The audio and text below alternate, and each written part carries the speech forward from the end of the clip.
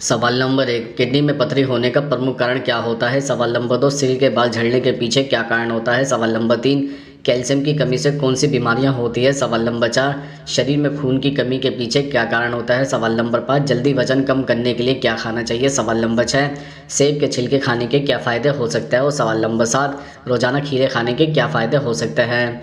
सवाल number 1, kidney में पथरी होने का प्रमुख कारण क्या होता है? दर्शक, किडनी स्टोन के प्रमुख कारणों में शरीर में पानी की कमी होना शामिल है। जब किडनी मिनरल्स को फिल्टर करती है तो उसे पर्याप्त मात्रा में पानी की ज़रूरत होती है।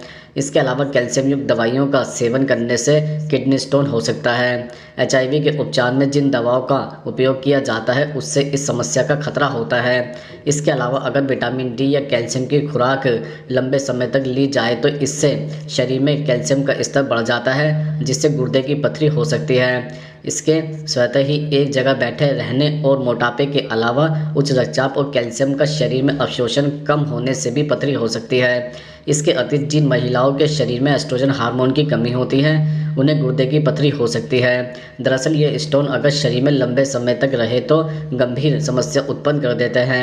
इससे मूत्र में रुकावट उत्पन्न हो सकती है। अगर यह स्टोन मूत्रवाहिनी की ओर चले जाते हैं तो इससे मूत्र नली के आसपास दर्द, मूत्र में रक्त, उल्टी और मितली, मूत्राशय में सफ़ेद रक्त कोशिकाओं या मवाद होना, मूत्र की मात्रा में कमी, मूत्र करते समय जलन, बार बार मूत्र की इच्छा होना, बुखार या ठंड लगना प्रमुख लक्षण उभरते हैं। सवाल नंबर 2, सिर के बाल झड़ने के पीछे प्रमुख कारण क्या होता है? दरअसल बालों का झड़ना किसी को भी पसंद नहीं होता, लेकिन महिलाओं और पुरुषों दोनों में बाल झड़ने की समस्या बहुत अधिक होती है। महिलाओं के बाल पुरुषों की अपेक्षा लंबे होते हैं, इसलिए इनके बाल अधिक झड़ते हुए प्रतीत होते हैं। लेकिन ऐसा है नहीं, महिलाओं और पुरुष दोनों के बाल समान अनुपात में गिरते हैं, लेकिन गंजेपन की समस्या महिलाओं से कहीं अधिक पुरुषों में देखने को मिलती है। दरअसल लगातार गलत हेयर स्टाइल की वजह से अपने बाल झड़ने लगते हैं। कुछ लोग बालों को रबड़ बैंड से कसकर बांधते हैं, बहुत ऊपर से चोटी बनाने या पोनीटेल बनाने से भी बाल टूटने लगते हैं। महिलाओं में बर्थ कंट्रोल पिल्स, प्रेगनेंसी, बच्चों को जन्म, मोनोपॉज की वजह से, हार्मोन में आए बदलाव की वजह से भी बाल टूट सकते हैं। इसके अलावा थायराइड डिसऑर्डर, सिफिलिंग, आयरन की कमी या इन्फेक्शन की वजह से भी बाल झड़ सकते हैं। इसके अतिरिक्त कई बार कुछ दवाओं के साइड इफ़ेक्ट की वजह से भी बाल झड़ना शुरू हो सकता है। विटामिन ए की अधिकता की वजह से भी बाल टूट सकते हैं। ज़्यादा डाइटिंग या खाने में पोषक तत्वों की कमी से बाल झड़ सकते हैं। प्रोटीन, विटामिन और मिनरल्स की कमी इसके लिए जिम्मेदार हो सकती है। सवाल नंबर 3, कैल्शियम की कमी से कौन सी बीमारियां होती है? दरअसल कैल्शियम की कमी होने पर ऑस्टियोपोरोसिस का खतरा बढ़ सकता है। जिन लोगों को यह बीमारी होती है उनकी हड्डियां पतली और कमज़ोर हो जाती है। इस बीमारी से पीड़ित इंसान को हड्डियों में फ्रैक्चर का खतरा अधिक रहता है। इसके अलावा जिन लोगों की बॉडी में लंबे समय से कैल्शियम की कमी रहती है उनको कोलन कैंसर का खतरा हो सकता है। कैल्शियम की कमी से कोलन ट्यूमर हो सकता है। महिलाओं के लिए कैल्शियम की पूर्ति होना जरूरी है। महिलाओं में कैल्शियम की कमी होने पर उनकी हड्डियां कमज़ोर हो जाती हैं। उम्र बढ़ने पर महिला कैल्शियम की कमी पूरा करने के लिए अच्छी डाइट का सेवन करें। इसके अलावा कैल्शियम की कमी लोगों को दिल का रोगी बना सकती है। शरीर में पर्याप्त कैल्शियम होने से कोलेस्ट्रॉल का लेवल कंट्रोल रहता है, जिससे दिल के रोगों का खतरा कई गुना कम हो सकता है। बॉडी में कैल्शियम की कमी आपको हाई ब्लड प्रेशर का शिकार बना सकती है। हाई ब्लड प्रेशर स्ट्रोक का कारण बन सकता है। सवाल नंबर 4, शरीर में खून की कमी के पीछे क्या कारण होता है? दरअसल जिन लोगों के दैनिक आहार में आयरन, विटामिन B12, फोलेट और कॉपर जैसे पोषक तत्वों की पर्याप्त मात्रा नहीं होती है उनमें आयरन की कमी होने का खतरा अधिक हो सकता है। यह सभी पोषक तत्व शरीर में लाल रक्त कोशिकाओं के उत्पादन को बढ़ाने में मदद करते हैं। यही कारण है कि स्वास्थ्य विशेषज्ञ सभी लोगों को स्वस्थ और पौष्टिक चीज़ों के सेवन पर जोर देते हैं। आहार को ठीक रखकर इस तरह की समस्याओं से बचाव किया जा सकता है। इसके अलावा सामान्य तौर पर मासिक धर्म के दौरान शरीर से निकलने वाले खून और गर्भ अवस्था की कुछ जटिलताओं के कारण शरीर में खून की कमी हो जाती है। मासिक धर्म के दौरान लाल रक्त कोशिकाओं में कमी आना स्वाभाविक होता है। इसके अलावा गर्भवती महिलाओं के फोलिक एसिड और आयरन के साथ मल्टीविटामिन आदि न लेने से भी एनीमिया का खतरा बढ़ जाता है। डॉक्टर आपकी स्थिति के आधार पर इन मल्टीविटामिन के सेवन की सलाह देते हैं। सवाल नंबर 5, जल्दी वजन कम करने के लिए क्या खाना चाहिए? दरअसल वजन या पेट कम करने की डाइट में सबसे पहला स्थान पत्तेदार सब्जियों का है। पत्तेदार सब्जियों में एक तरह के कंपाउंड होता है जो भूख को नियंत्रण रखने में मदद कर सकते हैं। साथ ही यह हेल्दी वेट को मेंटेन रखने में भी सहायक हो सकते हैं। Weight loss daily diet chart में रूट वेजिटेबल को भी शामिल कर सकते हैं। कुछ रूट वेजिटेबल जैसे गाजर, प्याज, मूली में कब्ज़ कम होते हैं जो वज़न को नियंत्रित कर सकते हैं।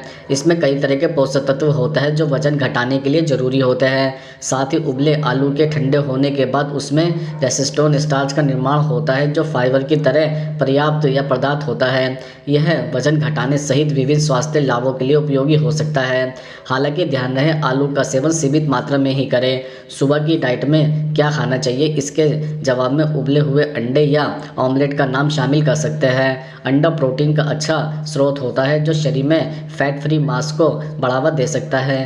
प्रोटीन से भूख काफ़ी कम हो जाती है जिससे आप कम खाते हैं, इससे वज़न कम हो सकता है। इसके अलावा मुट्ठी भर ड्राई फ्रूट वज़न घटाने के लिए लाभकारी हो सकते हैं। दरअसल ड्राई फ्रूट फाइबर, प्रोटीन और माइक्रो न्यूट्रिशन से समृद्ध होते हैं जिससे कि पाचन तंत्र बेहतर हो सकता है और वज़न को कम करने में मदद मिल सकती है। इसके लिए काजू, बादाम, पिस्ता आदि खा सकते हैं। सवाल नंबर 6, सेब के छिलके खाने के क्या फ़ायदे हो सकते हैं। दरअसल सेब का छिलका वज़न घटाने में आपकी मदद कर सकता है। सेब का छिलका फाइबर से भरपूर होता है, ऐसे में इसके सेवन से आपका पेट लंबे समय तक भरा रहता है जिससे आप ओवर ईटिंग से बच सकते हैं। इस तरह सेब का छिलका खाने से आपका वज़न कम हो सकता है। इसके अलावा सेब का छिलका खाने से आपके शरीर को भरपूर रूप से एंटीऑक्सीडेंट प्राप्त होता है जो हार्ट हेल्थ के लिए काफ़ी हेल्दी माना जाता है। इसके साथ ही सेब का छिलका खाने से आपके शरीर का कोलेस्ट्रॉल स्तर कंट्रोल होता है जो हार्ट को सुरक्षित रखने में असरदार है। सेब का छिलका खाने से कैंसर के खतरे को कम किया जा सकता है। इसमें मौजूद गुण कैंसर के सेल्स को बढ़ने से रोकने में आपकी मदद करता है जिससे आप कैंसर से बचाव कर सकते हैं। इसके अलावा सेब का छिलका खाने से डायबिटीज़ को कंट्रोल किया जा सकता है। इसके सेवन से आपके शरीर में ग्लूकोज का स्तर कंट्रोल होता है। साथ ही यह ब्लड में शुगर को कंट्रोल करता है जिससे आप डायबिटीज़ के खतरे को कम कर सकते हैं। सवाल नंबर 7, रोज़ाना खीरे खाने के क्या फ़ायदे हो सकते हैं। दरअसल खाली पेट खीरा खाने से आपका वज़न कम होना शुरू हो जाता है।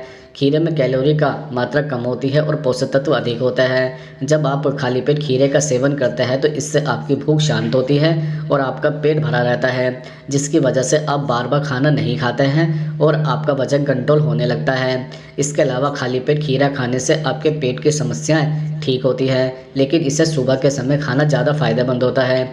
यदि आप सुबह के समय खीरा खाते हैं तो इससे आपके शरीर को पर्याप्त मात्रा में जल की पूर्ति होती है। साथ ही आपका शरीर हाइड्रेट बना रहता है। इसके साथ ही आपकी कब्ज की समस्या भी दूर होती है। इसके अलावा खाली पेट खीरा खाने से डायबिटीज़ को कंट्रोल करने में मदद मिलती है। इसके नियमित सेवन से शरीर के खून में मौजूद शुगर लेवल नियंत्रित रहता है जिससे आपको डायबिटीज़ की समस्या में आराम मिलता है। इसके सेवन से डायबिटीज़ को कंट्रोल किया जा सकता है। साथ ही डायबिटीज़ की वजह से होने वाले अन्य जोखिम की संभावना भी कम हो जाती है।